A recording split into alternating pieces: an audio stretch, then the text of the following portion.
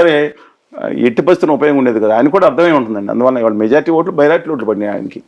అందువల్ల let us wait అండి. But Jagan ఒకటే, మాంజీ గారికి హిందుస్థాన్ వికాస్ మంచి పార్టీకి ఒకే ఒక సీట్ ఉంది.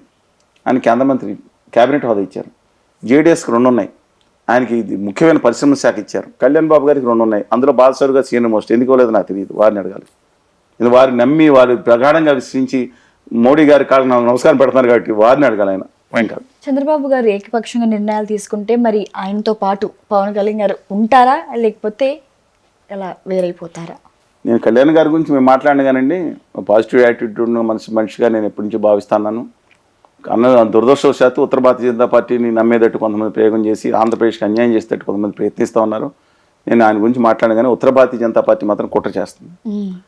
ఖండాలుగా ఇక్కడ వించి ఒకళ్ళ మీద ఒకళ్ళకి ఉసుకొలిపి పెట్టి అది చేశారు కదా. తెలుగుదేశానికి పెట్టి ఒకళ్ళు రెచ్చగొట్టి ఆయన చేత ఈ రాష్ట్రం వీళ్ళ చేత ఆ రాష్ట్రించే కార్యక్రమాలు చాలా ఉంటాయి. చేయించే కార్యక్రమంలో ఇక్కడ ముక్కలు చేసి వాడుకుని ఈ రాష్ట్రాన్ని ప్రయోగశాలగా చేసి నాశనం చేసే పద్ధతి ఉత్తర భారతీయ జనతా పార్టీలోని భారతీయ జనతా పార్టీ దాంట్లో ఉత్తర భారతీయ వెస్ట్ ఇండియా ఆదాని గారి కంపెనీ మాత్రం ఉంటుందని భావిస్తున్నాను.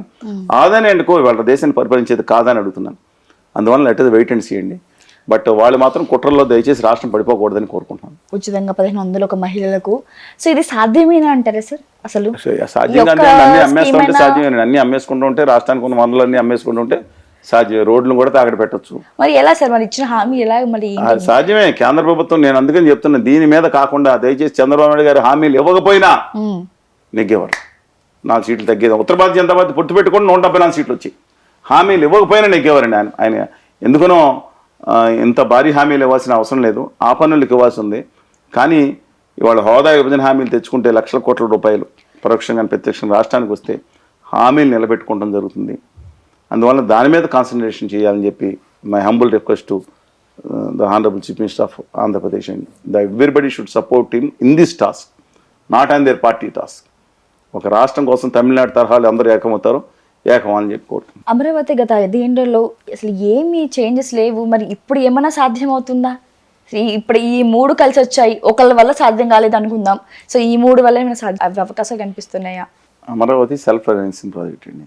ఎవరైనా చర్చకి రమ్మంటే నేను కంప్లీట్గా మాట్లాడతాను.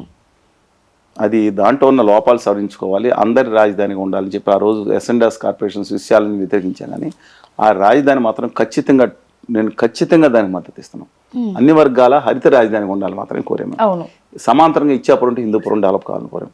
డెఫినెట్గా చెప్తాను, సెల్ఫ్ ఫైనాన్సింగ్ ప్రాజెక్ట్ అది కనుక ఇప్పుడు కనుక డబ్బులు పెడితే ఇట్లా రీపేయండి. అందువల్ల ఎందుకని జగన్మోహన్ రెడ్డి గారికి ఎవరు అడ్వైస్ ఇచ్చారు? నిజంగా ఆయన కనుక ఆయన నవరత్నాలు ఆయన పనిచేసుకుంటా, హోదా విభజన హామీలు అమరావతిని 50 ఫ్లోర్లు 50 ఫ్లోర్లు లేదా బ్రహ్మాండమైన అభివృద్ధి అని కాకుండా ఈయన తరహాలో హరిత రాజధాని కింద అన్ని వర్గాలు తీసుకుని తన తరహాలో రాజధాని విస్తరించుకుంటూ వెళ్తే నిజంగా ఆయన 20 ఏళ్ళు అధికారులు ఉండేవారు. ఈ కక్షాదింపు చర్యలు చేపట్టకపోయి ఉంటాయి. మరి ఆయనకు కూడా దిక్కుమాలి అడ్వైజర్ ఎవరున్నా నాకు తెలియదండి. రాష్ట్రం ప్రయోగశాల అయిపోయింది, అది బాధగా ఉంది. Amaravati will sustain, but a comprehensive సస్టైన్కి అందరి సలహాలు తీసుకుని ఆయన ఒక పాజిటివ్ యాటిట్యూడ్తో వెళ్తే డెఫినెట్గా ఇది ఆంధ్రప్రదేశ్ కేంద్ర సహకారం కూడా కావాలండి.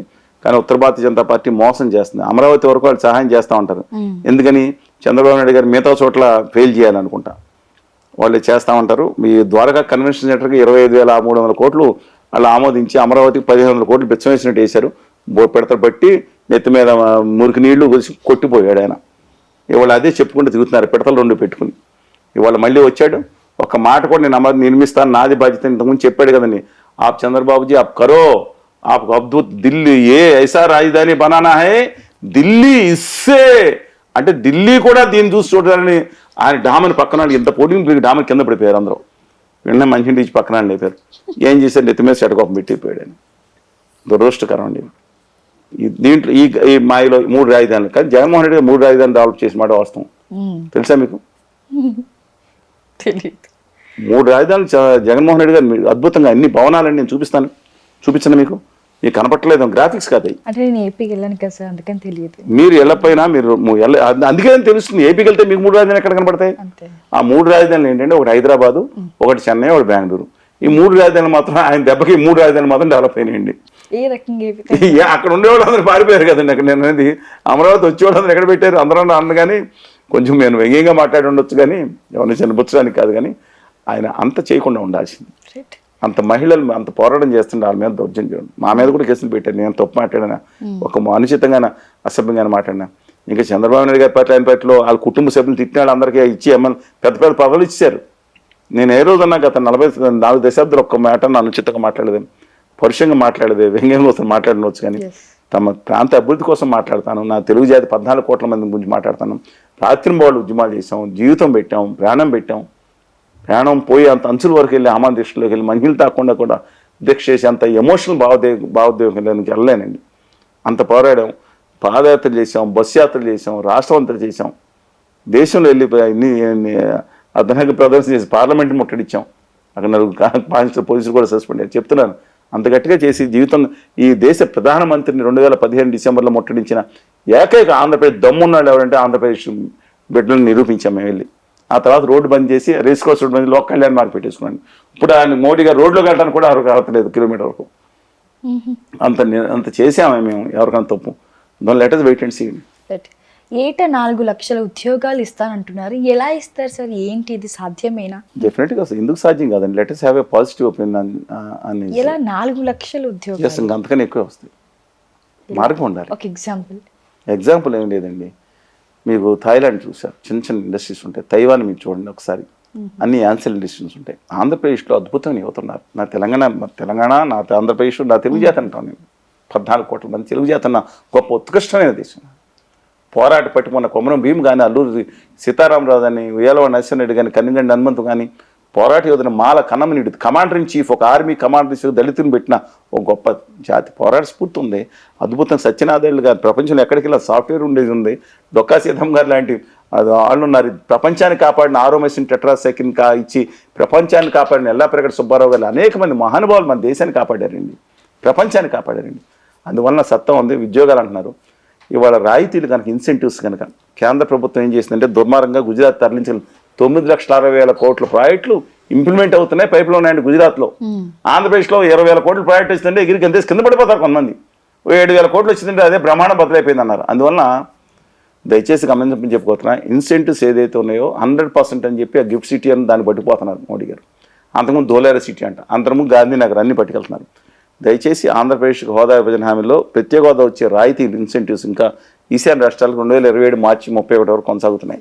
దయచేసి దీని మీద కాన్సన్ట్రేషన్ చేయండి. ఏదో టీవీలో పెట్టుకుని మనకు ఒకటి వచ్చేసింది, లులు మాల వచ్చేసింది, ఆ మాల వచ్చేసింది, ఈ మాల వచ్చేసింది, దానివల్ల కాదండి. కాంప్రహెన్సివ్గా డెవలప్ కావాలి, ఇండస్ట్రీస్ డెవలప్ కావాలి, ఏజెన్సీస్ డెవలప్ కావాలి. యువతకి ఇప్పుడు ఎంఎస్ఎంఈలో సపోర్ట్ చేస్తున్నాను. దాని అడ్వాంటేజ్ కేంద్ర ప్రభుత్వం మొత్తం గుజరాత్ యువతకు, ఉత్తర భారత యువతకు అని కాదండి. మనం కూడా అవకాశం తీసుకోవడానికి ఇక్కడ అవకాశాలు లేవు.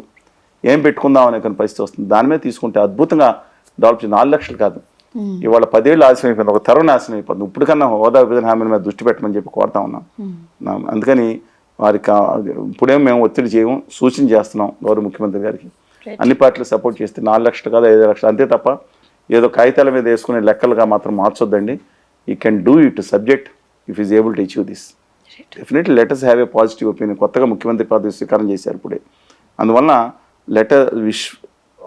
వారికి పూర్తి అభినందన తెలియజేస్తున్నాను. వారు ఈ విషయంలో సక్సెస్ కావాలని, హోదా విభజన హామీలు సాధించుకుంటే సక్సెస్ అవుతారని చెప్పి మనం చేస్తున్నాం. అమరావతిలో రియల్ ఎస్టేట్ పెంచడానికి అక్కడ రాజధాని ఏర్పాటు అంటున్నారా సార్? రియల్ ఎస్టేట్ గురించి వాళ్ళకి ఎక్స్పీరియన్స్ వాళ్ళని అడిగితే బాగుంటుందండి. ఈ ప్రపంచంలో ఎక్కడ సరే